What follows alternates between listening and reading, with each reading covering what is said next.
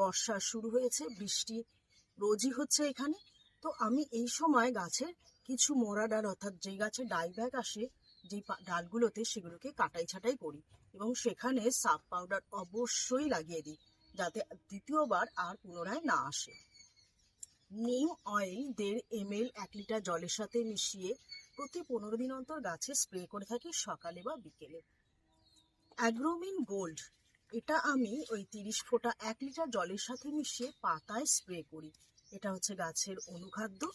এছাড়া 1 মুঠো শিংকুচি, 1 মুঠো হাড়কুচি, 1 মুঠো নিমখোল, বাদাম খোল, ভার্মি কম্পোস্ট, লিগনিন সমস্ত মিশিয়ে আমি একটা জৈব খাবার তৈরি করে রাখি। তার সাথে ডিমের খোলা, চায়ের পাতা শুকনো করে সেটা মিশিয়ে আমি একটা জৈব খাবার তৈরি করে রাখি।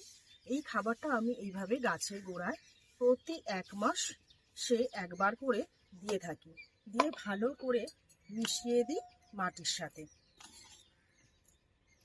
এর ফলে গাছ সম্পূর্ণ জৈব খাবার এর থেকে পেয়ে যাবে। গোলাপ গাছ আমি বৃষ্টিতেই রাখি, কারণ বৃষ্টির জলে প্রাকৃতিক গ্রোথ হরমোন থাকে, এতে গোলাপ গাছ খুব ভালো হয়। এইভাবেই আমি বর্ষার প্রারম্ভে গোলাপ গাছের গুরুত্বপূর্ণ পরিচর্যা করে থাকি। নমস্কার।